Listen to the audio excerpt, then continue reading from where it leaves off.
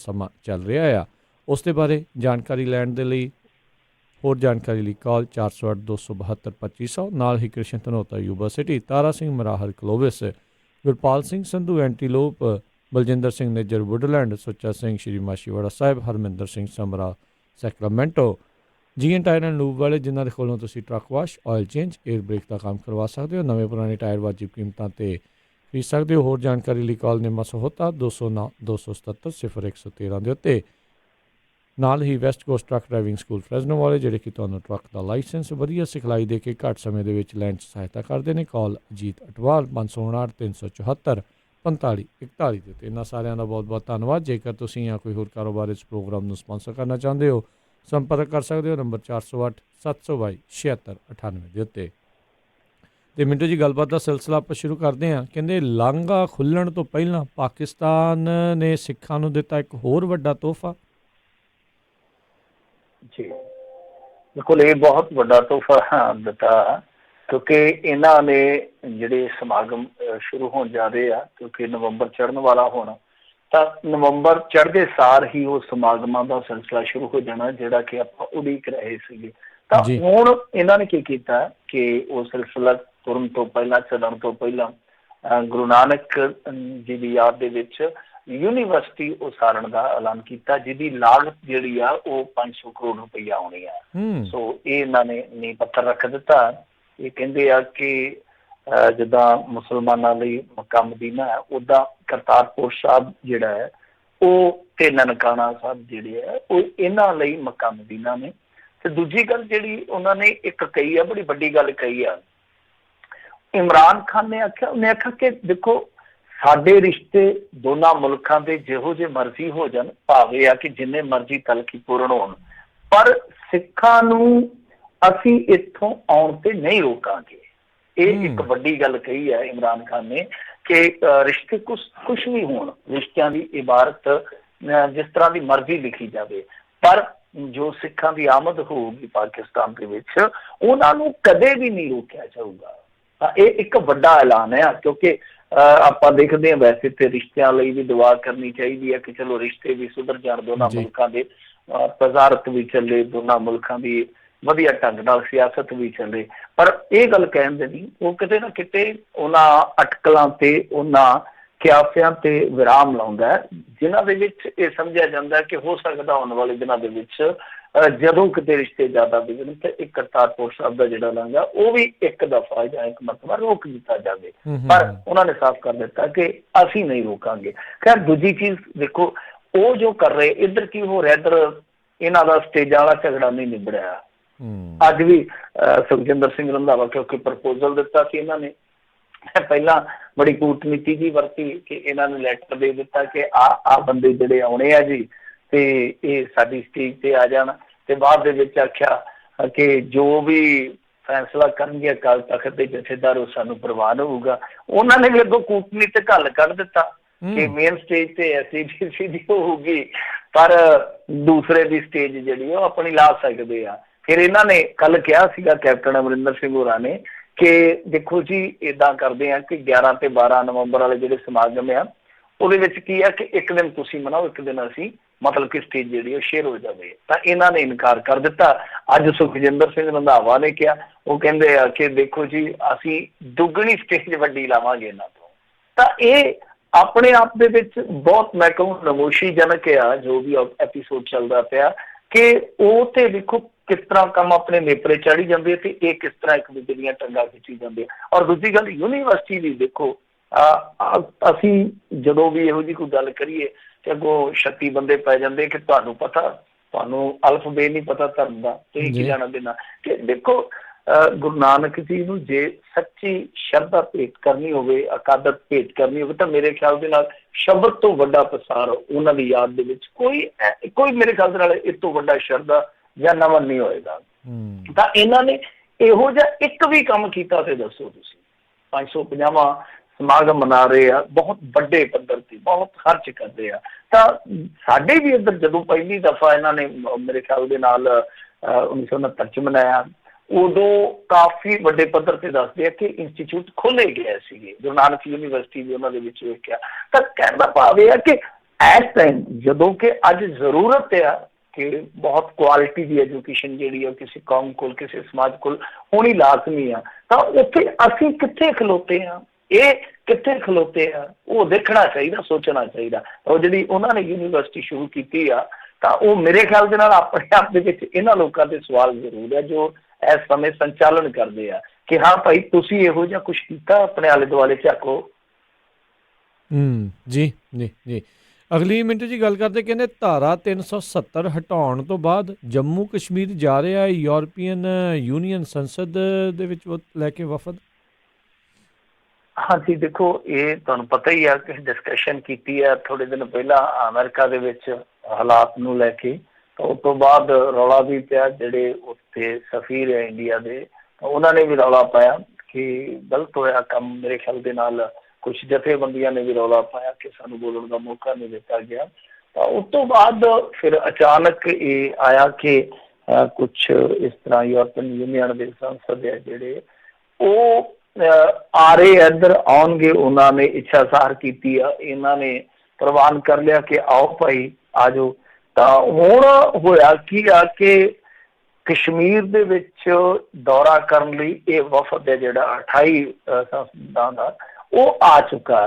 ਤਾਂ ਹੁਣ ਇਹ ਜਾਣਗੇ, ਇਹਨਾਂ ਨੇ ਪਹਿਲਾਂ ਮੁਲਾਕਾਤ ਕਰਨੀ ਹੈ ਰਾਸ਼ਟਰੀ ਸੁਰੱਖਿਆ ਸਲਾਹਕਾਰ ਅਜੀਤ ਡੋਵਾਲ ਦੇ ਨਾਲ, ਪ੍ਰਧਾਨ ਮੰਤਰੀ ਨਰਿੰਦਰ ਮੋਦੀ ਜੀ ਦੇ ਨਾਲ। ਇਹਨਾਂ ਸਾਰਿਆਂ ਨਾਲ ਮੁਲਾਕਾਤ ਕਰਨ ਤੋਂ ਬਾਅਦ ਇਹ ਫਿਰ ਕਸ਼ਮੀਰ ਦੇ ਵਿੱਚ ਜਾ ਕੇ ਦੇਖਣਗੇ ਕਿ ਹਾਂਜੀ ਵਿਕਾਸ ਕਾਰਜ ਕਿਸ ਤਰ੍ਹਾਂ ਦੇ ਚੱਲਦੇ ਪਏ ਆ, ਉੱਥੇ ਹੋਰ ਦੂਸਰੇ ਕੰਮ ਕਾਰ ਕਿਸ ਤਰ੍ਹਾਂ ਦੇ ਚੱਲਦੇ ਪਏ, ਆਮ ਜ਼ਿੰਦਗੀ ਜਾਂ ਆਮ ਜਨ ਜੀਵਨ ਹੈ ਜਿਹੜਾ ਉਹ ਕਿੱਦਾਂ ਉੱਥੇ ਚੱਲਦਾ ਪਿਆ। ਤਾਂ ਖੈਰ ਇਹ ਤੇ ਹੁਣ ਆਪਾਂ ਨੂੰ ਪਤਾ ਲੱਗੂਗਾ ਬਾਅਦ ਦੇ ਵਿੱਚ ਕਿ ਉਹ ਰਿਪੋਰਟ ਕਿਸ ਤਰ੍ਹਾਂ ਦੀ ਆਉਂਦੀ ਆ। ਪਰ ਜਿੰਨੇ ਵੀ ਪੋਲੀਟੀਸ਼ੀਅਨ ਗਏ ਹੁਣ ਤੱਕ, ਜਿੰਨੇ ਵੀ ਸਮਾਜ ਸੇਵੀ ਗਏ ਆ, ਉਹ ਤੇ ਆ ਕੇ ਰਿਪੋਰਟ ਇਹੋ ਦਿੰਦੇ ਰਹੇ ਕਿ ਹਾਲਾਤ ਉੱਥੇ ਬਹੁਤ ਮਾੜੇ ਆ।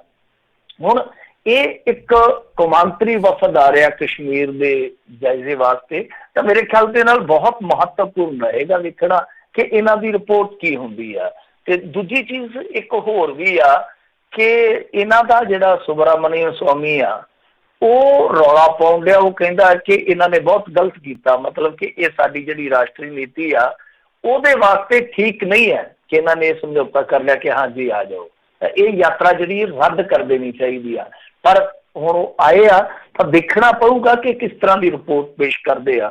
ਬਾਕੀ ਇਹ ਹੁਣ ਪਤਾ ਨਹੀਂ ਹੈ ਕਿ ਉਹਨਾਂ ਨੂੰ ਵਾਕਿਆ ਲੋਕਾਂ ਤੱਕ ਲਿਜਾਣਗੇ ਜਾਂ ਥੋੜੇ ਜਿਹੇ ਲੋਕ ਉਹਨਾਂ ਤੱਕ ਲਿਆਂਦੇ ਜਾਣਗੇ, ਕਿਉਂਕਿ ਆਪਾਂ ਵੇਖਿਆ ਅਜੀਤ ਡੋਵਾਲ ਦੀ ਜਿਹੜੀ ਵੀਡੀਓ ਸੀਗੀ ਉਹ ਬੜੀ ਧੜੱਲੇ ਨਾਲ ਪ੍ਰਚਾਰੀ ਗਈ, ਪਰ ਬਾਅਦ ਦੇ ਵਿੱਚ ਹਕੀਕਤ ਜਿਹੜੀ ਸੀ ਉਹ ਕੁਛ ਹੋਰ ਨਿਕਲੀ ਸੀਗੀ। ਤੇ ਜੇ ਹਾਲਾਤ ਪੂਰਨ ਤੌਰ ਤੇ ਉਹ ਜਾ ਕੇ ਜਿਹਨੂੰ ਆਪਾਂ ਗਰਾਊਂਡ ਜ਼ੀਰੋ ਕਹਿੰਦੇ ਆ, ਉੱਥੇ ਜਾ ਕੇ ਦੇਖਦੇ ਆ ਤੇ ਇੱਕ ਸੁਚੱਜੀ ਇੱਕ ਵਧੀਆ ਢੰਗ ਦੀ ਰਿਪੋਰਟ ਸਾਹਮਣੇ ਆਉਂਦੀ ਆ, ਤਾਂ ਮੇਰੇ ਖਿਆਲ ਦੇ ਨਾਲ ਹਾਲਾਤ ਸਾਫ਼ ਹੋਣਗੇ। ਔਰ ਮੀਡੀਆ ਉੱਥੇ ਕਿਉਂ ਨਹੀਂ ਕਵਰ ਕਰ ਪਾ ਰਿਹਾ, ਸ਼ਾਇਦ ਇਸ ਨੁਕਤੇ ਤੇ ਵੀ ਚਰਚਾ ਜ਼ਰੂਰ ਹੋਏਗੀ। ਜੀ ਜੀ। ਅਗਲੀ ਜਿਹੜੀ ਮਿੰਟੂ ਜੀ ਗੱਲ ਕਰਦੇ, ਕਹਿੰਦੇ ਸ਼ਿਵ ਸੈਨਾ ਮਹਾਰਾਸ਼ਟਰ ਦੇ ਵਿੱਚ ਸਰਕਾਰ ਦੇ ਗਠਨ ਨੂੰ ਲੈ ਕੇ ਹੁਣ ਕਹਿੰਦੇ ਧਮਕੀਆਂ ਦੇ ਉੱਤੇ ਉਤਰੇ। ਹਾਂਜੀ, ਇਹਨਾਂ ਦੀ ਲੱਗੀ ਫੱਬੀ ਹੁੰਦੀ ਹੈ ਰਾਜਨੀਤਿਕ ਲੋਕਾਂ ਦੀ। ਉਹ ਜਿਵੇਂ ਇੱਕ ਵਾਰੀ ਕੇਐਸ ਮੱਖਣ ਨੇ ਗਾਇਆ ਸੀ ਨਾ, ਸਾਡੀ ਕਿਸਮਤ ਦੇ ਸਿਤਾਰੇ ਹਾਲੇ ਧੁੰਦਲੇ ਨੇ, ਜੇ ਰੱਬ ਨੇ ਦਿੱਤੇ ਚਮਕਾ ਫੇਰ ਕਿਵੇਂ ਦੱਸਾਂਗੇ। ਤੇ ਇਹਨਾਂ ਦੇ ਸਿਤਾਰੇ ਜਿਹੜੇ ਆ ਉਹ ਚਮਕ ਪਏ ਆ। ਤੇ ਹੁਣ ਤੁਹਾਨੂੰ ਪਤਾ ਹੀ ਹੈ ਕਿ ਇਹਨਾਂ ਦੇ ਕੋਲ 54 ਕੁ ਸੀਟਾਂ ਹੈਗੀਆਂ, ਤੇ ਇਹਨਾਂ ਦੇ ਕੋਲ ਜਿਹੜੀਆਂ 54 ਸੀਟਾਂ ਬੇਸ਼ੱਕ ਉਹ ਸਰਕਾਰ ਬਣਾਉਣ ਲਈ ਉੱਥੇ ਨਾਕਾਫੀ ਨੇ, ਪਰ ਜਿੰਨੀਆਂ ਕੋ ਭਾਜਪਾ ਨੂੰ ਆਈਆਂ ਸਰਕਾਰ ਉਹ ਵੀ ਨਹੀਂ ਬਣਾ ਸਕਦੇ। ਤਾਂ ਇਹ ਕੁੱਬੇ ਤੇ ਲੱਤ ਵੱਜੀ ਰਾਤ ਸਹੀ ਹੈ, ਤੇ ਘੱਟ ਉਹਨਾਂ ਕੋਲ ਵੀ ਹੈ ਤੇ ਘੱਟ ਉਹਨਾਂ ਕੋਲ ਵੀ ਆ। ਹੁਣ ਇਹ ਆਪਣੀਆਂ ਮਨਾਈਆਂ ਜਿਹੜੀਆਂ ਉਹ ਕਰਦੇ ਪਏ ਆ। ਤਾਂ ਸਿੱਧੇ ਤੌਰ ਤੇ ਸ਼ਿਵ ਸੈਨਾ ਵਾਲੇ ਇਹ ਤਕੜੀਕਾ ਲੈਣ ਡਏ ਆ। ਉਹ ਕਹਿੰਦੇ ਕਿ 50-50 ਵਾਲੇ ਫਾਰਮੂਲੇ ਤੇ ਆ ਜਾਓ। ਜਿੱਦਾਂ ਆਪਾਂ ਵੇਖਦੇ ਹੁੰਦੇ ਆ ਪੰਜਾਬ ਦੇ ਕਈ ਵਾਰ ਪਿੰਡਾਂ ਦੇ ਵਿੱਚੋਂ ਇਹ ਖਬਰ ਆਉਂਦੀ ਆ ਕਿ ਸਰਪੰਚੀ ਜਿਹੜੀ ਉਹ 2.5 ਸਾਲ ਕਰ ਲਈ ਗਈ ਆ, ਤੇ 2.5 ਸਾਲ ਵਾਲਾ ਫਾਰਮੂਲਾ ਕਿ 50-50 ਕਰ ਲਓ। ਤਾਂ ਹੁਣ ਦੂਜੇ ਪਾਸੇ ਇਹ ਆ ਕਿ ਦੇਵੇਂਦਰ ਫੜਨਵੀਸ ਵੀ ਅੱਜ ਰਾਜਪਾਲ ਨੂੰ ਮਿਲਿਆ ਜਾ ਕੇ, ਤੇ ਇਹਨਾਂ ਦਾ ਜਿਹੜਾ ਸੰਜੇ ਰਾਉਤ ਹੈ ਉਹ ਵੀ ਜਾ ਕੇ ਮਿਲਿਆ, ਅਲੱਗ-ਅਲੱਗ ਮਿਲੇ ਆ ਜਾ ਕੇ। ਤਾਂ ਸੰਜੇ ਰਾਉਤ ਨੇ ਤੇ ਇੱਕ ਇੰਟਰਵਿਊ ਦੇ ਦੌਰਾਨ ਇੱਥੋਂ ਤੱਕ ਗੱਲ ਆਖ ਦਿੱਤੀ ਆ ਕਿ ਜਿਹੜੇ ਦੂਸਰੇ ਬਦਲੇ ਆ ਸਾਨੂੰ ਉਹਨਾਂ ਤੇ ਵਿਚਾਰ ਕਰਨ ਵਾਸਤੇ ਭਾਰਤੀ ਜਨਤਾ ਪਾਰਟੀ ਮਜਬੂਰ ਨਾ ਕਰੇ। ਤੇ ਨਾਲ ਹੀ ਉਹਨਾਂ ਕਿਹਾ ਕਿ ਰਾਜਨੀਤੀ ਜਿਹੜੀ ਹੈ ਉਹਦੇ 'ਚ ਕੋਈ ਸਾਧੂ ਸੰਤ ਨਹੀਂ ਹੁੰਦਾ, ਕੋਈ ਸਾਧੂ ਸੰਤ ਨਹੀਂ ਹੁੰਦਾ। ਮਤਲਬ ਕਿ ਸਾਰੇ ਜਿਹੜੇ ਆ ਉਹ ਦਾਲ ਆਉਣ ਵਾਲੇ ਹੁੰਦੇ ਆ, ਇੰਡਾਇਰੈਕਟਲੀ ਉਹ ਇਹ ਕਹਿ ਰਿਹਾ। ਪਰ ਕਹਿੰਦੇ ਕਿ ਸ਼ਿਵ ਸੈਨਾ ਦੀ ਜਿਹੜੀ ਹੈ ਉਹਦੇ ਹਾਲੇ ਵੀ ਸਿਧਾਂਤ ਨੇ, ਅਸੂਲ ਨੇ। ਤਾਂ ਅਸੀਂ ਪਹਿਲਾਂ ਧਰਮ ਗੱਠਜੋੜ ਨਿਭਾਵਾਂਗੇ, ਜੇ ਕੋਈ ਨਾ ਗੱਲ ਬਣੀ ਤੇ ਉਸ ਤੋਂ ਬਾਅਦ ਫਿਰ ਆਪਣਾ ਮਸਲਾ ਜਿਹੜਾ ਵਿਚਾਰਾਂਗੇ।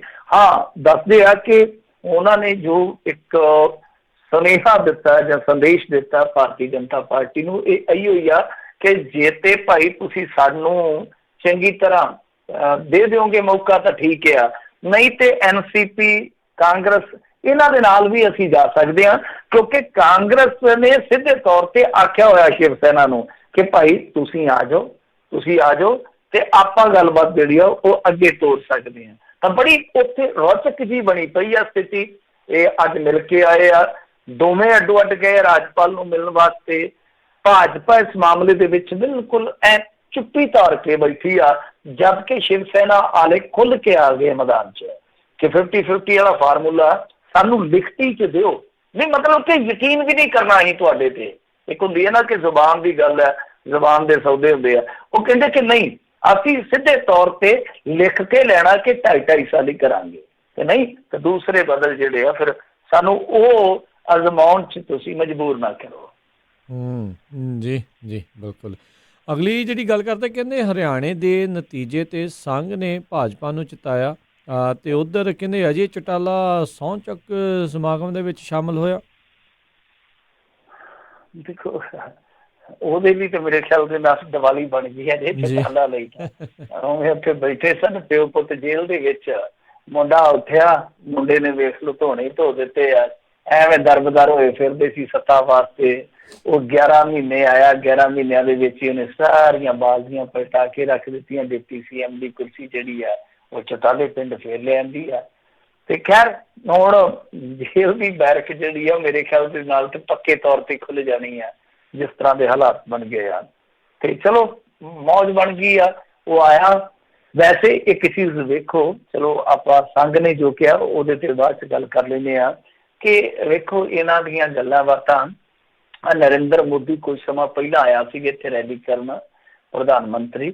ਤਾਂ ਉਸ ਦਰਮਿਆਨ ਪ੍ਰਧਾਨ ਮੰਤਰੀ ਨੇ ਇਹ ਗੱਲ ਆਖੀ ਸੀਗੀ ਕਿ ਇਹ ਲੁਟੇਰਿਆਂ ਦਾ ਪਰਿਵਾਰ ਆ, ਮਤਲਬ ਕਿ ਲੁਟੇਰਿਆਂ ਦੇ ਹੱਥ ਰਾਜ ਨਾ ਦੇ ਦਿਓ। ਲੁਟੇਰੇ ਕਿਹਾ ਸੀਗਾ, ਔਰ ਜਿਨ੍ਹਾਂ ਨੂੰ ਲੁਟੇਰੇ ਕਿਹਾ ਉਹੀ ਲੁਟੇਰੇ ਆ ਜਿਹੜੇ ਉਹ ਇਹਨਾਂ ਦੇ ਨਾਲ ਬੈਠੇ ਸਨ ਬਗਲਗੀਰ ਹੋ ਕੇ, ਜਦੋਂ ਹਲਫ ਵਾਲਾ ਸਮਾਗਮ ਹੈ ਜਿਹੜਾ ਚੱਲਦਾ ਪਿਆ ਸੀ। ਮਤਲਬ ਕਿ ਇਹਨਾਂ ਦੇ ਵਿੱਚ ਹੀ ਆ ਗਏ। ਹੁਣ ਲੁਟੇਰੇ ਕੌਣ ਆ, ਸਮਝ ਤੋਂ ਪਰੇ ਦੀ ਗੱਲ ਆ। ਤੇ ਸਮਝ ਨੂੰ ਜੇ ਆਪਾਂ ਥੋੜਾ ਜਿਹਾ ਹੋਰ ਵੀ ਦੂਰ ਲੈ ਕੇ ਜਾਈਏ ਤੇ ਵੇਖੋ ਇਹਨਾਂ ਨੇ ਕੀ ਕੁਛ ਕੀਤਾ। ਬਹੁਤ ਵੱਡੀਆਂ ਵੱਡੀਆਂ ਗੱਲਾਂ ਕਰਦੇ ਆ, ਨੈਤਿਕਤਾ ਦੀਆਂ ਗੱਲਾਂ, ਸਿਧਾਂਤ ਦੀਆਂ ਗੱਲਾਂ। ਕਿ ਗੋਆ ਦੇ ਵਿੱਚ ਇੱਕ MLA ਤੇ ਬਲਾਤਕਾਰ ਦਾ ਕੇਸ ਸੀਗਾ ਨਾਬਾਲਗਾ ਦੇ ਨਾਲ, ਤਾਂ ਉਹਨੂੰ ਵੀ ਇਹਨਾਂ ਨੇ ਆਪਣੀ ਪਾਰਟੀ 'ਚ ਸ਼ਾਮਲ ਕਰ ਲਿਆ। ਜਿਹੜੇ ਵੱਡੇ ਵੱਡੇ ਭ੍ਰਿਸ਼ਟਾਖੋਰ ਦੇ ਮੁਕੱਦਮਿਆਂ ਦੇ ਵਿੱਚ ਉਲਝੇ ਹੋਏ ਸੀਗੇ ਉਹਨਾਂ ਨੂੰ ਵਾੜ ਲਿਆ ਆਪਣੇ ਅੰਦਰ। ਤਾਂ ਕਹਿਣ ਦਾ ਭਾਵ ਇਹ ਆ ਕਿ ਇੱਕੋ ਜਿਹਾ ਹੀ ਕਰ ਲਿਆ ਸਾਰਾ ਕੁਛ, ਮਤਲਬ ਖੋਲ ਦਿੱਤਾ ਦਰ ਦਰਵਾਜ਼ਾ ਕਿ ਆ ਜਾਓ ਭਾਈ, ਲੰਘੇ ਆਓ। ਤੁਸੀਂ ਇੱਕ ਵਾਰੀ ਔਖੇ ਸੌਖੇ ਇੱਧਰ ਨੂੰ ਆ ਗਏ ਤੇ ਫਿਰ ਸਾਡੇ ਐਸੇ ਸਾਬਣ ਪਏ ਆ, ਤੁਹਾਡੇ ਦਾਗ ਜਿਹੜੇ ਆ ਉਹਨਾਂ ਨੇ ਐ ਵਿੱਚ ਮਾਤਰ ਟਾਈਮ ਦੇ ਵਿੱਚ ਧੋ ਕੇ ਪਰੇ ਮਾਰਨੇ ਆ। ਤਾਂ ਇਹ ਹਾਲਾਤ ਆ ਕਿ ਅਜੇ ਚੌਟਾਲਾ, ਜਿਹਨੂੰ ਇਹ ਲੁਟੇਰਾ ਦੱਸਦੇ ਸੀ ਕਥਿਤ ਰੂਪ ਦੇ ਵਿੱਚ, ਉਹ ਬੰਦਾ ਇਹਨਾਂ ਦੇ ਸਮਾਗਮ 'ਚ ਬੈਠਾ। ਇਹ ਅੱਜ ਉਹਦੇ ਨਾਲ ਜੱਫੀ ਪਾ ਕੇ ਬੈਠੇ ਆ। ਕੱਲ ਨੂੰ ਲਾਲੂ ਪ੍ਰਸਾਦ ਯਾਦਵ ਦੀ ਜ਼ਰੂਰਤ ਪਵੇ ਜਾਂ ਹੋਰ ਲੀਡਰਾਂ ਦੀ ਜ਼ਰੂਰਤ ਪਵੇ, ਇਹ ਉਹਨਾਂ ਨੂੰ ਵੀ ਨਾਲ ਲਾ ਸਕਦੇ, ਕਿਉਂਕਿ ਰੌਲਾ ਕੁਰਸੀ ਦਾ, ਕਿੱਸਾ ਕੁਰਸੀ ਦਾ। ਰਹੀ ਗੱਲ ਸੰਘ ਦੀ, ਸੰਘ ਨੇ ਇਹਨਾਂ ਨੂੰ ਚੇਤਾਵਨੀ ਦੇ ਦਿੱਤੀ। ਇਹਨਾਂ ਦਾ ਇੱਕ ਅਖਬਾਰ ਆ ਜਿੱਦਾਂ ਹੈਗਾ ਸ਼ਿਵ ਸੈਨਾ ਵਾਲਿਆਂ ਦਾ ਸਾਹਮਣਾ, ਇਹਨਾਂ ਦਾ ਹੈਗਾ 5 ਜਣਿਆਂ। ਤਾਂ ਉਹਦੇ ਵਿੱਚ ਇੱਕ ਆਰਟੀਕਲ ਲਿਖਿਆ ਗਿਆ ਇਹਨਾਂ ਵੱਲੋਂ, ਜਿਹਦੇ 'ਚ ਇਹਨਾਂ ਨੇ ਸਾਫ਼ ਤੌਰ ਤੇ ਚਿਤਾਇਆ ਹੈ ਭਾਰਤੀ ਜਨਤਾ ਪਾਰਟੀ ਨੂੰ ਕਿ ਭਾਈ ਹਰਿਆਣੇ ਨੇ ਤੁਹਾਨੂੰ ਚੇਤਾਵਨੀ ਦੇ ਦਿੱਤੀ ਆ, ਸੰਭਲ ਚੱਲੋ ਹੁਣ। ਤੇ ਵੈਸੇ ਉਹ ਚੇਤਾਵਨੀ ਹੈ ਵੀ ਆ, ਕਿਉਂਕਿ ਲੋਕਾਂ ਨੇ ਇਹਨਾਂ ਨੂੰ ਸੱਤਾ ਤੋਂ ਵੀ ਬਾਹਰ ਕਰ ਦਿੱਤਾ ਤੇ ਵਿਰੋਧੀ ਧਿਰ ਦੇ ਵਿੱਚ ਵੀ ਨਹੀਂ ਬਿਠਾਇਆ, ਮਤਲਬ ਕਿ ਨਾ ਜਿਤਾਇਆ ਨਾ ਹਰਾਇਆ, ਵਿੱਚ ਵਿਚਾਲੇ ਰੱਖ ਦਿੱਤਾ ਕਿ ਭਾਈ ਸੰਭਲ ਕੇ ਚੱਲੋਗੇ ਤਾਂ ਠੀਕ ਆ, ਨਹੀਂ ਤੇ ਫਿਰ ਬਰਫ਼ 'ਚ ਲਾ ਦਿੱਤੇ ਜਾਓਗੇ। ਤਾਂ ਇਹੀ ਗੱਲ ਜਿਹੜੀ ਆ ਉਹ ਸੰਘ ਕਹਿ ਰਿਹਾ। ਹੁਣ ਸੰਘ ਜਦੋਂ ਚੇਤਾਵਨੀ ਦੇ ਰਿਹਾ ਭਾਰਤੀ ਜਨਤਾ ਪਾਰਟੀ ਨੂੰ, ਤਾਂ ਸਮਝੋ ਮਾਮਲਾ ਗੜਬੜਿਆ। ਔਰ ਮਾਮਲਾ ਗੜਬੜ ਕਿਉਂ ਆ, ਇਹਦਾ ਇੱਕ ਕਾਰਨ ਹੋਰ ਵੀ ਆ, ਕਿਉਂਕਿ ਆਉਣ ਵਾਲੇ ਸਮੇਂ ਦੇ ਵਿੱਚ ਜੇ ਤੁਸੀਂ ਲਾ ਲਓ 20, 21, 22 ਇਹ ਜਿਹੜੇ 2-3 ਸਾਲ ਆ, ਜਿਹੜੇ ਅਗਾਂਹ ਇਲੈਕਸ਼ਨ ਹੋਣੇ ਆ ਭਾਰਤੀ ਜਨਤਾ ਪਾਰਟੀ ਵਾਸਤੇ, ਉਹ ਵੱਡੀ ਚੁਣੌਤੀ ਸਾਬਤ ਹੋਣਗੇ, ਕਿਉਂਕਿ ਇਹ ਇਲੈਕਸ਼ਨ ਉਹਨਾਂ ਰਾਜਾਂ ਦੇ ਵਿੱਚ ਆ ਵਧੇਰੇ ਜਿੱਥੇ ਇਹਨਾਂ ਦੀ ਜੜ ਪੂਰੀ ਮਜ਼ਬੂਤੀ ਨਾਲ ਨਹੀਂ ਲੱਗੀ। ਸੋ ਭਾਰਤੀ ਜਨਤਾ ਪਾਰਟੀ ਨੇ ਉਹ ਨਿੰਬੂ ਬੰਨ ਕੇ ਅੱਗੇ ਤੇ ਰਫੇਲ ਵੀ ਉਡਾ ਕੇ ਵੇਖ ਲਿਆ, ਰਾਸ਼ਟਰਵਾਦ ਦਾ ਮੁੱਦਾ ਵੀ ਉਭਾਰ ਕੇ ਵੇਖ ਲਿਆ, ਪਾਕਿਸਤਾਨ ਦਾ ਹਊਆ ਖੜਾ ਕਰਕੇ ਵੀ ਵੇਖ ਲਿਆ, 370 ਦਾ ਮੁੱਦਾ ਹਰਿਆਣੇ 'ਚ ਮਾਰ ਕੇ ਵੀ ਵੇਖ ਲਿਆ, ਪਰ ਬਾਵਜੂਦ ਇਸ ਦੇ ਹਰਿਆਣਵੀਆਂ ਨੇ ਇਹਨਾਂ ਨੂੰ ਸਪਸ਼ਟ ਬਹੁਮਤ ਨਹੀਂ ਦਿੱਤਾ। ਉਹ ਇਸ ਗੱਲ ਤੇ ਮੋਹ ਆ ਕਿ ਤੁਸੀਂ ਕੌਮੀ ਪੱਧਰ ਤੇ ਜੋ ਮਰਜ਼ੀ ਕਰੀ ਜਾਓ, ਪਰ ਜਦ ਤੱਕ ਤੁਸੀਂ ਲੋਕਲ ਮੁੱਦਿਆਂ ਤੇ ਆ ਕੇ ਗੱਲ ਨਹੀਂ ਕਰੋਗੇ, ਅੱਜ ਦੀ ਤਾਰੀਖ ਦੇ ਵਿੱਚ ਫਿਰ ਤੁਹਾਡੀ ਰਾਜਨੀਤੀ ਦੀ ਕਿਸ਼ਤੀ ਕਿਨਾਰੇ ਲੱਗਣੀ ਔਖੀ ਹੋ ਜਾਂਦੀ ਹੈ। ਜੀ ਜੀ ਜੀ ਅਗਲੀ ਜਿਹੜੀ ਮਿੰਟੂ ਜੀ ਗੱਲ ਕਰਦੇ, ਕਹਿੰਦੇ ਉਧਾਰ ਲਏ ਪੈਸੇ ਨਹੀਂ ਮੋੜੇ ਤਾਂ 3 ਨੌਜਵਾਨ ਭਰਾਵਾਂ ਨੇ ਲੈ ਲਿਆ ਫਾਹਾ। ਦੇਖੋ ਸਪਸ਼ਟ ਤੇ ਨਹੀਂ ਹੈ ਕਿ ਕਾਰਨ ਕੀ ਆ, ਪਰ ਮੁੱਢਲੀਆਂ ਜਿਹੜੀਆਂ ਖਬਰਾਂ ਆ ਰਹੀਆਂ ਨੇ ਉਹ ਇਹ ਆ ਕਿ ਲੁਧਿਆਣੇ ਦੇ ਵਿੱਚ ਜਿਹੜੀ ਘਟਨਾ ਵਾਪਰੀ ਆ, ਜਿਹਦੇ ਵਿੱਚ 3 ਨੌਜਵਾਨ ਭਰਾਵਾਂ ਨੇ ਖੁਦਕੁਸ਼ੀ ਕੀਤੀ ਆ, ਇਹ ਮਾਮਲਾ ਲੈਣ ਦੇਣ ਦੇ ਨਾਲ ਜੁੜਿਆ ਵਾ। ਤੇ ਇਹਦੇ ਵਿੱਚ ਕੀ ਆ ਕਿ 3 ਨੌਜਵਾਨ ਸੀਗੇ ਜਿਹੜੇ ਪਿਛਲੇ ਸ਼ਨੀਵਾਰ ਤੋਂ ਦੇਖੇ ਨਹੀਂ ਸੀਗੇ, ਤੇ ਜਦੋਂ ਉੱਥੋਂ ਬਦਬੂ ਆਈ ਕਮਰੇ ਦੇ ਵਿੱਚੋਂ, ਫਿਰ ਲੋਕਾਂ ਨੇ ਪੁਲਿਸ ਨੂੰ ਸੂਚਿਤ ਕੀਤਾ, ਜਿਸ ਤੋਂ ਬਾਅਦ ਦਰਵਾਜ਼ਾ ਖੋਲ੍ਹਿਆ ਗਿਆ, ਇਹਨਾਂ ਦੀਆਂ ਲਾਸ਼ਾਂ ਜਿਹੜੀਆਂ ਉਹ ਉੱਥੇ ਪਈਆਂ ਸਨ। ਤਾਂ ਹੁਣ ਇਸ ਮਾਮਲੇ ਦੇ ਵਿੱਚ ਇਹੋ ਹੀ ਗੱਲ ਨਿਕਲ ਕੇ ਆ ਰਹੀ ਹੈ ਮੁੱਢਲੇ ਤੌਰ ਤੇ ਕਿ ਇਹਨਾਂ ਨੇ ਕੁਛ ਪੈਸਾ ਜਿਹੜਾ ਉਹ ਉਧਾਰ ਚੱਕਿਆ ਸੀਗਾ, ਜਿਹਨੂੰ ਇਹ ਵਾਪਸ ਨਹੀਂ ਸੀ ਕਰ ਰਹੇ, ਤੇ ਇਸ ਕਾਰਨ ਬੇਚੈਨ ਰਹਿੰਦੇ ਸੀਗੇ। ਦੇਖੋ ਕਰਜ਼ਾ ਵੈਸੇ ਚੈਨ ਨਾਲ ਕਿਹਨੂੰ ਸੌਣ ਦਿੰਦਾ, ਕਰਜ਼ਾ ਹਮੇਸ਼ਾ ਬੇਚੈਨ ਹੀ ਕਰਦਾ, ਪਰ ਕਰਜ਼ਾ ਚੁੱਕਣਾ, ਕਰਜ਼ਾ ਚੁੱਕ ਕੇ ਵਰਤਣਾ ਕਿੱਦਾਂ, ਉਹ ਹਰ ਇੱਕ ਬੰਦੇ ਦੀ ਆਪੋ ਆਪਣੀ ਸੋਚ ਹੈ, ਆਪੋ ਆਪਣਾ ਉਹਦਾ ਅਖਤਿਆਰ ਆ। ਪਰ ਗੱਲ ਇਹ ਆ ਕਿ ਅੱਜ ਕੱਲ੍ਹ ਕੀ ਆ ਕਿ ਸ਼ਹਿਰਾਂ ਦੇ ਵਿੱਚ ਟੁੱਚਰ ਜਿਹੇ ਬੰਦੇ ਆ ਜਿਹੜੇ ਉਹ ਫਾਈਨੈਂਸ ਕੰਪਨੀਆਂ ਨਿੱਕੀਆਂ ਵੀ ਖੋਲ ਕੇ ਬੈਠੇ ਫਰਮਾਂ, ਕਈ ਗੁੰਡੇ ਬਦਮਾਸ਼ ਵੀ ਇਸ ਧੰਦੇ 'ਚ ਆ ਕੇ ਬੈਠੇ ਆ।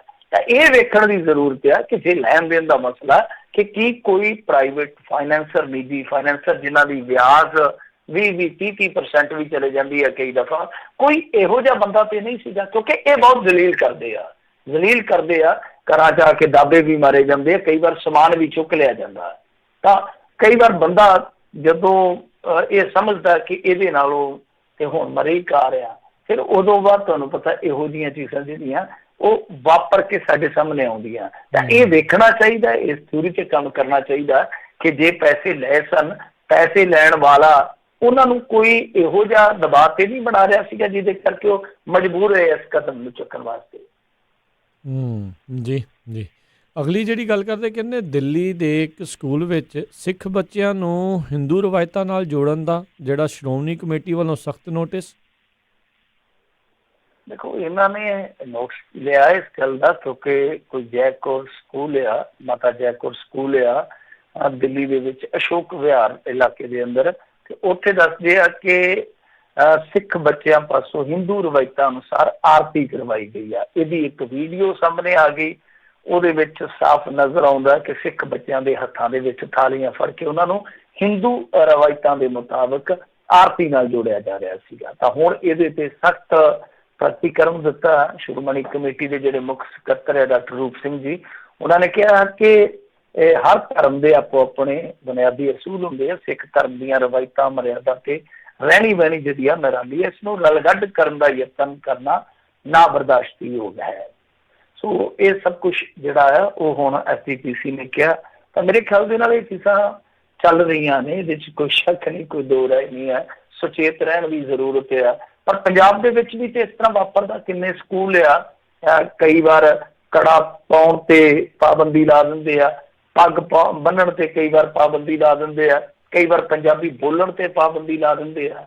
ਤਾਂ ਇਹ ਤੇ ਚੱਲਦਾ ਪਿਆ। ਸਭ ਤੋਂ ਵੱਡੀ ਗੱਲ ਤਾਂ ਇਹ ਹੈ ਕਿ ਦਿੱਲੀ ਕਮੇਟੀ ਨੂੰ ਸੁਚੇਤਤਾ ਦੇ ਨਾਲ ਕੰਮ ਕਰਨਾ ਚਾਹੀਦਾ, ਉੱਥੇ ਵੇਖਣਾ ਚਾਹੀਦਾ ਜਿੱਥੇ ਵੀ ਇਸ ਤਰ੍ਹਾਂ ਦੇ ਮਸਲੇ ਆ, ਦਬਾਅ ਬਣਾਉਣਾ ਲਾਜ਼ਮੀ ਆ। ਪਰ ਇਹ ਖੇਡ ਜਿਹੜੀ ਹੈ ਚੱਲਦੀ ਆ। ਅੱਜ ਕੱਲ੍ਹ ਤੁਹਾਨੂੰ ਪਤਾ ਹੀ ਆ ਕਿ ਸਕੂਲਾਂ ਤੋਂ ਲੈ ਕੇ ਯੂਨੀਵਰਸਿਟੀਆਂ ਤੱਕ ਇਸ ਤਰ੍ਹਾਂ ਦਾ ਪ੍ਰਭਾਵ ਜਿਹੜਾ ਪਾਉਣ ਦਾ ਯਤਨ ਕੀਤਾ ਜਾ ਰਿਹਾ, ਕਿਤੇ ਸਫਲ ਹੋ ਜਾਂਦਾ, ਕਿਤੇ ਅਸਫਲ ਹੋ ਜਾਂਦਾ। ਤਾਂ ਇਹ ਜਾਗ ਕੇ ਰਹਿਣ ਵਾਲੀ ਗੱਲ ਆ। ਨਹੀਂ ਤਾਂ ਉਹ ਪੰਜਾਬੀ ਚਾਹੁੰਦੇ ਹੁੰਦੇ ਆ ਜਾਗਦਿਆਂ ਦੀਆਂ ਕੱਟੀਆਂ ਤੇ ਸੁੱਤਿਆਂ ਦੇ ਕੱਟੇ। ਜਾਗਦੇ ਰਹਿਣ ਦੀ ਜ਼ਰੂਰਤ ਹੈ। ਜਿੱਥੇ ਇਸ ਤਰ੍ਹਾਂ ਦਾ ਕੋਈ ਬਣਦਾ ਕੰਮ ਤਾਂ ਉੱਥੇ ਨਾਲ ਦੇ ਨਾਲ ਵਿਰੋਧ ਕਰਨਾ ਲਾਜ਼ਮੀ ਆ, ਕਿਉਂਕਿ ਜਿਹੜੇ ਬੱਚੇ ਆ, ਦੇਖੋ ਜਦ ਤੱਕ ਬੱਚਾ ਅਡਲਟ ਨਹੀਂ ਹੋ ਜਾਂਦਾ, ਧਰਮ ਦੀ ਉਹਨੂੰ ਪੂਰੀ ਜਾਣਕਾਰੀ ਨਹੀਂ ਹੈ, ਉਦੋਂ ਤੱਕ ਉਹਨੂੰ ਇਸ ਤਰ੍ਹਾਂ ਕੋਈ ਹਰਕਤ ਦੇ ਨਾਲ, ਸਾਜ਼ਿਸ਼ ਦੇ ਨਾਲ ਜਾਂ ਕੋਈ ਲਾਲਚ ਦੇ ਕੇ ਉਹਨੂੰ ਇਸ ਵੇਗ ਦੇ ਵਿੱਚ ਵਹਾ ਕੇ ਲਿਜਾਣਾ ਮੇਰੇ ਖਿਆਲ ਦੇ ਨਾਲ ਠੀਕ ਨਹੀਂ ਹੈ। ਹਾਂ, ਜਦੋਂ ਬੱਚਾ ਬਾਲਗ ਹੋ ਜਾਂਦਾ ਉਹਦਾ ਫੈਸਲਾ ਉਹਨੇ ਕਿਸ ਧਰਮ ਦੀਆਂ ਕਿਸ ਰਵਾਇਤਾਂ ਨੂੰ ਫੋਲੋ ਕਰਨਾ ਜਾਂ ਉਹਨੇ ਕਰਨਾ ਜਾਂ ਨਹੀਂ ਕਰਨਾ, ਉਹ ਫੈਸਲਾ ਫਿਰ ਉਹ ਬਿਹਤਰ ਤਰੀਕੇ ਨਾਲ ਕਰ ਸਕਦਾ ਵਾ। ਜੀ ਜੀ। ਅਗਲੀ ਜਿਹੜੀ ਮਿੰਟੂ ਜੀ ਆਪਾਂ ਗੱਲ ਕਰਦੇ, ਕਹਿੰਦੇ ਜਿਹੜੀ ਇੱਕ ਸਰਪੰਚ ਦੀ ਬੜੀ ਤਗੜੀ ਮਿਸਾਲ ਰਹੀ ਆ ਦੀਵਾਲੀ ਦੇ ਉੱਤੇ, ਕਹਿੰਦੇ ਆਪਣੀ ਜ਼ਮੀਨ 'ਚੋਂ ਬੇਘਰ ਗਰੀਬਾਂ ਨੂੰ 64 ਪਲਾਟ ਮੁਫਤ ਵੰਡੇ। ਦੇਖੋ ਇਹ ਪਿੰਡ ਆ ਅਬੋਹਰ ਦੇ ਲਾਗੇ, ਢੀਂਗਾਂ ਵਾਲੀ ਪਿੰਡ ਆ, ਤੇ ਉੱਥੇ ਦੇ ਸਰਪੰਚ ਨੇ ਇਹ ਇੱਕ ਬਹੁਤ ਵੱਡਾ ਉਦਮ ਕੀਤਾ। ਗੱਲ ਕੀ ਸੀਗੀ ਕਿ ਇਹਨਾਂ ਦੇ ਪਿੰਡ ਦੇ ਵਿੱਚ ਕੁਛ ਬੇਘਰੇ ਸਨ। ਜ਼ਮੀਨ ਸੀਗੀ ਜਿਹੜੀ ਜਿਹਦੇ ਤੇ ਉਹ ਰਹਿੰਦੇ ਸੀਗੇ, ਉਹ ਹਾਈ ਕੋਰਟ ਦੇ ਹੁਕਮਾਂ ਤੇ ਖਾਲੀ ਕਰਨੀ ਪੈ ਗਈ। ਉਹ 60-65 ਘਰ ਇਸ ਤਰ੍ਹਾਂ ਦੇ ਸੀਗੇ ਜਿਨ੍ਹਾਂ ਦੇ ਕੋਲ ਆਪਣਾ ਪਲਾਟ ਨਹੀਂ ਸੀ ਹੈਗਾ, ਮਤਲਬ ਕਿ ਬੇਘਰ ਕਹਿ ਸਕਦੇ ਹੋ। ਤਾਂ ਜਦ ਸਰਪੰਚ ਨੇ ਉਹਨਾਂ ਤੋਂ ਵੋਟਾਂ ਵਾਟਾਂ ਮੰਗੀਆਂ ਤੇ ਉਹਨਾਂ ਨੇ ਆਖਿਆ ਕਿ ਸਾਨੂੰ ਪਲਾਟ ਲਾਜ਼ਮੀ ਚਾਹੀਦੇ ਆ, ਵੋਟਾਂ ਵਾਟਾਂ ਚਲੋ ਅਸੀਂ ਪਾ ਦਿਆਂਗੇ। ਤਾਂ ਉਸ ਸਮੇਂ ਦੱਸਦੇ ਆ ਕਿ ਇਸ ਸਰਪੰਚ ਨੇ, ਜਿਹਦਾ ਨਾਮ ਯੋਗੇਸ਼ ਸਹਾਰਨ ਹੈ, ਇਹਨੇ ਕਾਲ ਕੀਤਾ ਸੀਗਾ, ਇਕਰਾਰ ਕੀਤਾ ਸੀਗਾ ਕਿ ਭਾਈ ਜੇ ਤੁਸੀਂ ਮੈਨੂੰ ਜਿਤਾ ਦਿਓਗੇ ਤੇ ਪੱਕੀ ਗੱਲ ਆ ਕਿ ਮੈਂ ਤੁਹਾਨੂੰ ਆਪਣੀ ਪੈਲੀ ਦੇ ਵਿੱਚੋਂ ਪਲਾਟ ਕੱਟ ਦੂੰਗਾ। ਸੋ ਹੁਣ ਇਹਨਾਂ ਨੇ ਪਲਾਟ ਕੱਟੇ ਆ, ਦੱਸਦੇ ਆ ਕਿ 64 ਦੇ ਕਰੀਬ ਪਲਾਟ ਕੱਟ ਕੇ ਦਿੱਤੇ ਆ। 2 ਕਿੱਲੇ ਜ਼ਮੀਨ ਜਿਹੜੀ ਆ ਸਰਪੰਚ ਨੇ ਉਹ ਆਪਣੀ ਇਸ ਲਿਖੇ ਲਾ ਦਿੱਤੀ ਆ। ਮੇਰੇ ਖਿਆਲ ਦੇ ਨਾਲ ਬਹੁਤ ਵੱਡਾ ਜਿਗਰਾ। ਨਹੀਂ ਤੇ ਅੱਜ ਕੱਲ੍ਹ ਤੁਸੀਂ ਵੇਖਿਆ ਹੀ ਆ ਕਿ ਉਹ ਜਿਹੜੇ ਕਹਿੰਦੇ ਦੀਵਾਲੀ ਤੇ ਜੀ ਸਮਾਰਟਫੋਨ ਦੇ ਦਿਆਂਗੇ, ਉਹ ਮੁੜ ਕੇ ਆਪਣੇ ਕੀਤੇ ਕਾਲ ਖਰਾਬ ਤੋਂ ਭੱਜ ਜਾਂਦੇ ਆ। ਇੱਥੇ ਲੋਕ ਸਹੁੰ ਚੁੱਕ ਕੇ ਮੁੱਕਰ ਜਾਂਦੇ ਆ। ਰਾਜਨੀਤਿਕ ਲੋਕ ਜਿਹੜੇ ਆ ਭਰਾਵਾਂ ਨੂੰ ਜ਼ੁਬਾਨ ਦੇ ਕੇ ਭੱਜ ਜਾਂਦੇ ਆ। ਸੋ ਕਹਿਣ ਦਾ ਭਾਵ ਇਹ ਆ ਕਿ ਇੱਕ ਸਰਪੰਚ ਨੇ, ਦੇਖੋ ਚਲੋ 2 ਕਿੱਲੇ ਜ਼ਮੀਨ ਜਿਹੜੀ ਛੱਡੀ ਉਹਨੇ, ਉਹ ਤਾਂ ਹੋ ਸਕਦਾ ਉਹਦੇ ਕੋਲ ਜ਼ਮੀਨ ਹੋਵੇ ਤੇ ਵਿੱਚ 2 ਕਿੱਲੇ ਲਾਤੀ ਆ ਲੈ ਕੇ, ਪਰ ਗੱਲ ਇਹ ਆ ਕਿ ਇੱਕ ਜ਼ੁਬਾਨ ਜਿਹੜੀ ਹੁੰਦੀ ਹੈ, ਇੱਕ ਵਾਅਦਾ ਜਿਹੜਾ ਹੁੰਦਾ, ਉਸ ਵਾਅਦੇ ਤੇ ਪੱਕਰਨਾ, ਇਹ ਵੀ ਇੱਕ ਬਹੁਤ ਵੱਡਾ ਕੰਮ ਆ। ਇਹ ਵੀ ਇੱਕ ਬਹੁਤ ਵੱਡੀ ਮਿਸਾਲ ਆ। ਨਹੀਂ ਤਾਂ ਆਮ ਤੌਰ ਤੇ ਲੀਡਰ ਜਿਹੜੇ ਆ ਉਹ ਜ਼ਬਾਨ ਦੇ ਕੇ ਮੁੜ ਕੇ ਉਹਦੇ ਤੋਂ ਫਿਰ ਜਾਂਦੇ ਆ, ਭੌਂ ਜਾਂਦੇ ਆ। ਪਰ ਇਸ ਸਰਪੰਚ ਨੇ ਆਪਣੀ ਜ਼ਮੀਨ ਤੇ ਦਿੱਤੀ ਆ, ਪਰ ਜੋ ਜ਼ੁਬਾਨ ਦਿੱਤੀ ਸੀ ਉਹਦੀ ਵੀ ਲੱਜ ਪਾਲੀ ਆ। ਜੀ ਜੀ। ਜ਼ੁਬਾਨ ਪਕਾਉਣਾ ਅੱਜ ਕੱਲ੍ਹ ਸਭ ਤੋਂ ਔਖਾ ਕੰਮ ਹੋਇਆ ਪਿਆ। ਗੱਲਾਂ ਤੇ ਸਾਰੇ ਜਿਹੜੇ ਆ ਉਹ ਮਾਰੀ ਗਈ ਜਾਂਦੇ ਨੇ। ਅਤੇ ਮਿੰਟੂ ਜੀ, ਸਮਾਂ ਵੀ ਆਪਣੇ ਅੱਜ ਦੇ ਪ੍ਰੋਗਰਾਮ ਦਾ ਹੁਣ ਸਮਾਪਤ ਹੈ। ਬਹੁਤ ਬਹੁਤ ਤੁਹਾਡਾ ਧੰਨਵਾਦ, ਤੁਸੀਂ ਸਾਡੇ ਨਾਲ ਜੁੜੇ, ਇਹਨਾਂ ਖਬਰਾਂ ਬਾਰੇ ਤੁਸੀਂ ਜਾਣਕਾਰੀਆਂ ਦਿੱਤੀਆਂ। ਧੰਨਵਾਦ। ਸਤਿ ਸ਼੍ਰੀ ਅਕਾਲ। ਸਤਿ ਸ਼੍ਰੀ ਅਕਾਲ ਜੀ। ਇਸ ਉੱਤੇ ਇੱਥੇ ਸਾਡਾ ਅੱਜ ਦਾ ਇਹ ਪ੍ਰੋਗਰਾਮ ਹੁਣ ਸਮਾਪਤ ਹੈ। ਮਿਲਦੇ ਹਾਂ ਅਗਲੀ ਵਾਰ। ਉਦੋਂ ਤੱਕ ਲਈ ਮੇਰੇ ਵੱਲੋਂ ਵੀ ਤੁਹਾਨੂੰ ਸਭ ਨੂੰ ਹੀ ਪਿਆਰ ਸਤਿਕਾਰ ਸਹਿਤ ਸਤਿ ਸ਼੍ਰੀ ਅਕਾਲ ਜੀ। ਉਹਦੇ ਵਾਸਤੇ ਰਹੋ, ਹੱਸਦੇ ਖੇਡਦੇ ਰਹੋ, ਸੁਣਦੇ ਰਹੋ ਪੰਜਾਬੀ ਰੇਡੀਓ USA।